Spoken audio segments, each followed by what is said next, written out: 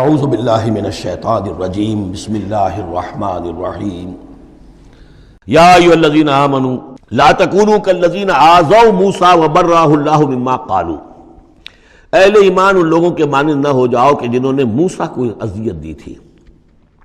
دیکھیں موسیٰ کو ایک اذیت تو وہ تھی جو ہم سورہ مائدہ میں پڑھائے ہیں کہ جب موسیٰ نے کہا علیہ الصلوۃ والسلام کہ اب اللہ کی راہ میں جنگ کرو، اور پوری قوم نے انکار کر دیا۔ ظاہر بات ہے کہ جو آپ پر بیزاری طاری ہوئی، جس پر آپ نے کہا کہ رب انی لا املک الا نفسی واخی فافرق بیننا وبین القوم الفاسقین، تو اس سے اندازہ ہو رہا ہے کس قدر آپ کو تکلیف پہنچی ہے۔ ایک بات روایات میں آتا ہے کہ آپ پر کوئی جسمانی عیب بھی لگایا گیا تھا، وہ اپنی حیا اور شرم کی وجہ سے وہ اپنا لباس جو ہے وہ خاص طور پر اکثر و بیشتر کبھی بھی آپ عریان نہیں ہوتے تھے، جو ان کے ہاں جو رواج تھا ان میں یہ ہے کہ اتنا لحاظ نہیں رکھتے تھے، لیکن یہ کہ اب انہوں نے یہ کہنا شروع کر دیا کہ کوئی عیب ہے ان کے اندر جسمانی طور پر جس کی وجہ سے یہ اتنے شرم اور حیا کا مظاہرہ کرتے ہیں۔ بہرحال اللہ تعالیٰ نے اس کے لیے ایک سبیل پیدا کی، ایک لمبا قصہ ہے کہ جو احادیث میں موجود ہے۔ تو فرمایا تو اب یہ ہے ذاتی قسم کی ایذا، اور میں سمجھتا ہوں کہ وہ حدیث جو اندر جو واقع ہے وہ صحیح ہے، اس لیے کہ یہاں بھی ذاتی قسم کی ایذا ہے جس کا تذکرہ ہو رہا ہے کہ حضور کو حضور کے ازواج مطہرات کے حوالے سے کوئی اس طرح کا سکینڈل اٹھا کر جو ہے تو تکلیف، جیسے کہ سورہ نور میں ہم پڑھ رہے ہیں کہ کس قدر دن آپ پر سخت گزرے ہیں وہ، جبکہ حضور حضرت عائشہ پر جو ہے وہ تہمت لگائی گئی تھی۔ تو یا ایھا الذین آمنوا لا تکونوا کالذین آذوا موسیٰ، ان لوگوں کے مانند نہ بن جاؤ کہ جنہوں نے موسیٰ کو اذیت دی تھی، فبرأہ اللہ مما قالوا، تو اللہ تعالیٰ نے انہیں بری ثابت کیا، ان کی ثابت کر دیا کہ ان میں وہ عیب نہیں ہے جو انہوں نے ان پر لگایا تھا۔ وکان عند اللہ وجیہا، اور وہ تو اللہ کے نزدیک بہت وجیح انسان تھے، صاحب حیثیت، صاحب وجاہت۔ یا ایھا الذین آمنوا اتقوا اللہ وقولوا قولا سدیدا، اہل ایمان اللہ کا تقوی اختیار کرو اور بات کرو سیدھی، خاص طور پر یہ گھریلو زندگی کے اندر، چونکہ یہ معاملات ہو رہے ہیں تو یہ کہ گھریلو زندگی میں خاص طور پر انسان جو ہے زبان کا استعمال جو ہے اس میں محتاط رہے۔ یصلح لکم اعمالکم، اللہ تعالیٰ تمہارے سارے اعمال درست کر دے گا، ویغفر لکم ذنوبکم، اور اگر کبھی کسی نسیان یا کسی جذبات کے رو میں کوئی غلطی ہو جائے گی تو اللہ تعالیٰ تمہاری خطائیں بخش بھی دے گا۔ وَمَن يُطِعِ اللَّهَ وَرَسُولَهُ فَقَدْ فَازَ فَوْزًا عَظِيمًا، اور جو کوئی بھی اللہ اور اس کے رسول کی اطاعت پر کاربند ہو گیا اس نے تو بہت بڑی کامیابی حاصل کر لی۔ یہ دو آیتیں جو ہیں، یا ایھا الذین آمنوا اتقوا اللہ وقولوا قولا سدیدا یصلح لکم اعمالکم ویغفر لکم ذنوبکم ومن یطع اللہ ورسولہ فقد فاز فوزا عظیما، یہ بھی حضور نے خطبہ نکاح میں شامل کی تھی، جیسے سورہ نساء کی پہلی آیت، یا ایھا الناس اتقوا ربکم الذی خلقکم من نفس واحدۃ وخلق منها زوجها وبث منهما رجالا کثیرا ونساء واتقوا اللہ الذی تساءلون به والارحام ان اللہ کان علیکم رقیبا، ایک وہ آیت، دو یہ، اور ایک آیت سورہ آل عمران کی، یا ایھا الذین آمنوا اتقوا اللہ حق تقاتہ ولا تموتن الا وانتم مسلمون۔ انا عرضنا الامانۃ علی السماوات والارض والجبال، ہم نے امانت کو پیش کیا آسمانوں پر اور زمین پر اور پہاڑوں پر، فابین ان یحملنها، تو ان سب نے انکار کر دیا اس کو اٹھانے سے،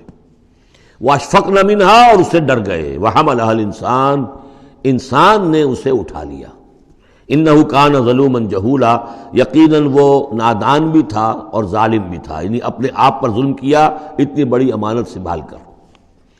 اب یہ امانت کون سی ہے، اس پر بہت سے اقوال ہیں تفسیری، اب ظاہر بات ہے کہ یہاں ان میں سے کون سا کہ کیا دلیل ہے، کسی کے حق میں کیا دلیل ہے، میں جس کو رد کر رہا ہوں کیوں کر رہا ہوں اس کا موقع نہیں ہے، لیکن میرے نزدیک اور مجھے اس پر جزم ہے، پوری طریقے سے وثوق ہے، اس امانت سے مراد ہے روح۔ یہ عالم امر کی شے ہے، اور لا کر عالم خلق، یہ ہمارا وجود حیوانی جو ہے یہ عالم خلق کی شے ہے، عالم امر کی شے کو بطور امانت عالم خلق کے اس وجود کے اندر امانت کے طور پر رکھا گیا ہے، یہ اللہ کی امانت ہے، وَنَفَخْتُ فِيهِ مِن رُوحِي، اپنی روح میں سے پھونک دوں تمہارے اندر، تو یہ ہے امانت، بہت عظیم امانت ہے۔ عالم امر میں آپ کو بتا چکا ہوں صرف فرشتے اور ارواح انسانیہ، یہ عالم امر کی چیز ہے، انہی کی جو کمیونیکیشن ہے وہی اس کو بھی امر کہا گیا ہے، عالم امر کی شے ہے۔ باقی جتنے بھی ہے یہ جنات ہوں یا جو بھی حیوانات ہیں، ہمارا بھی جو جسد حیوانی ہے وہ جو ہے عالم خلق کی شے ہے، اور یہی شے ہے اصل میں وہی جس کی بنا پر کہ انسان مسجود ملائک بنا ہے، یہ جو روح ہے اسی کی بنا پر مسجود ملائک ہے، اسی کے بنا پر خلافت ملی ہے، اسی کے بنا پر وحی کا یہ محبت بنا ہے کہ وہی اس کو آ سکتی ہے۔ جنات کے ہاں وہی نہیں ہے، ان میں روح نہیں ہے، وہی نہیں ہے، کوئی نبی جنات میں نہیں بھیجا گیا، بلکہ انسانوں ہی میں جو نبی آئے انہی کی پیروی جو ہے وہ جنات بھی کرتے رہے۔ اور یہ جو روح کے پھونکے جانے سے پہلے یہ کیفیت تھی، وہ تھا ظلوم اور جہول۔ یہ میں سمجھتا ہوں کہ انسان کا جو حیوانی وجود ہے، جو میں نے کئی مرتبہ اس سے پہلے بیان کیا، اس میں تو کمزوری ہے۔ خلق الانسان من عجل، خلق الانسان ضعیفا۔ انسان جو ہے وہ تو اس کی فطرت، اس کی خلقت کے اندر جلدی